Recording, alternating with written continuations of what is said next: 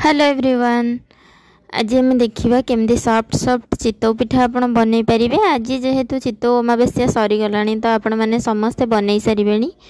तो ये भिडटा निश्चय सेव कर रखी दिंतु, नेक्स्ट ईयर बनइबे। आते परफेक्ट बनइब ये पिठा आपड़ देखु थे। ये मुझे 500 ग्राम अरुआ चाउल ताको मु भल से बतुरे देइछि धोईकी।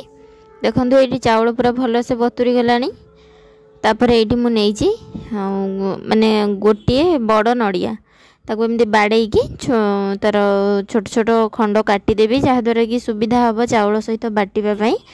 आपड़ जदि नड़िया कोरा नौचंती जेतिकी चाउल नेबे सेतिकी नड़िया कोरा नेबे। तापर ये देखंतु या मिसई देवी भल से चाउल सहित, जहाँद्वारा कि माने इवेनली सबू चाउल सहित नड़िया भल से बाटी हम। तापर ताको मु गोटे ग्राइंडर जार रे देकी ताको अल्प पानी देकी ताको पूरा गोटे पूरा चिक्कण बाटी दबा। चिक्कण जेमिति हेले को पूरा चिक्कण करी बाटिबे। देखंतु जम्मा भी खदड़ा रखिबेनी। आउ एठी मोर टिके बैटरटा ठीक अछि।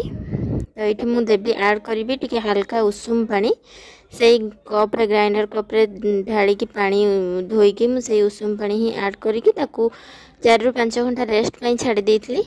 एठी देखंतु 5 घंटा परे मु देखौची बैटरटा आ टिके माने जेतिकी मु पानी रखिथिली ताठू टिके ठीक हे जाईची। एठी देखंतु स्पून ऊपर एमती स्पैचुला ऊपर केमती रही जाउची माने अंगुली चिन्ह।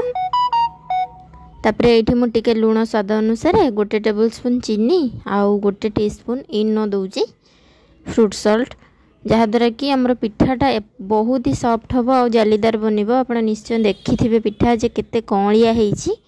आप जदि स्किप करने को चाहिए भी माने बिना इनोरे भी पिठा कौलिया हम, किंतु इनो देले आहुरी बहुत ही माने सॉफ्ट हम पिठाटा पूरा जालीदार हम।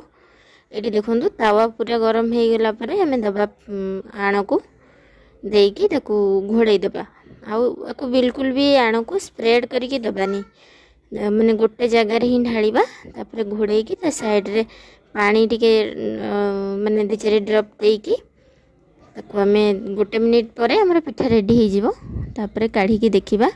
एटी देखंतु पिठाटा केते सुंदर फुलीची आउ तळपट देखंतु बिल्कुल भी पोड़ी जाइनी। आउ पिठाटा केते जालीदार हेची देखंतु केते माने फुटु फुटुका हेची पिठारे आउ कणा कणा हेची। यदि आपको रेसिपीटी भल लगिला ताहले चैनल को सब्सक्राइब करदेवे। आउ जदि सब्सक्राइब करचंती ताहले वीडियोटी को गोटे लाइक शेयर आउ कमेंट करदेवे। रहिली नमस्कार।